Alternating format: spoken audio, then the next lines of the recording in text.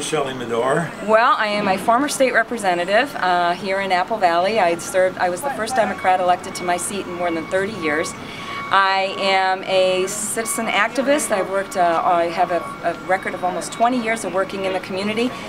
Started out working with my city on jobs development. We had a thing in 1991 called Apple Valley 500, which was to attract new businesses to the South Metro. And then from there I started doing other community work, and then I started working a lot with people with disabilities. And I became a community organizer and activist for families like mine. When were you in the legislature? 2006 to 2009. Okay.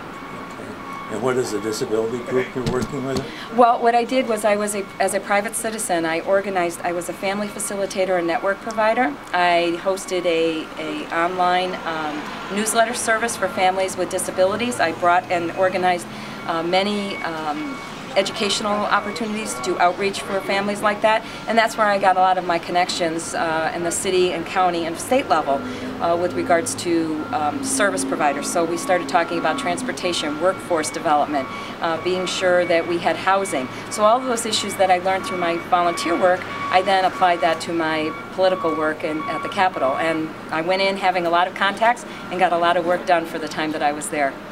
I am endorsed by the DFL through the primary, yes. After the primary? After the primary, that's correct. What happened before the primary?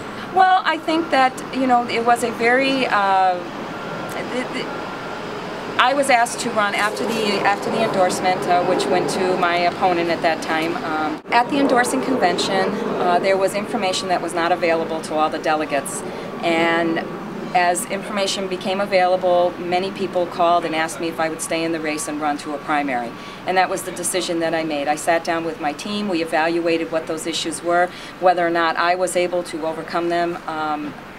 The folks that wanted me to stay in the race wanted me to stay in the race because of my strong message, my strong policy background, and my ability to attract voters to listen to the issues. Do you want to comment on what the issues were? I don't think so. Tell me what happened after the primary. After the primary, I'm not sure what you mean. Well, what's happened as far as support party and activity? And yep, we moved into the headquarters office. That's the primary headquarter address for our campaign, which is in Eagan. We have ramped up our staff, and we are going full force ahead here. We've been very focused on delivering on our 35-cent tour, which is a discussion about the lack of investment here in the district by our current representative and how that impacts our ability to attract new businesses and attract new job opportunities for our citizens. How are you doing on fundraising? Fundraising is going as it is with every other congressional district. It's a very tight year. Things are tough, but we're on target with the goals that we'd set for ourselves. What's going to happen in November? I'm going to win.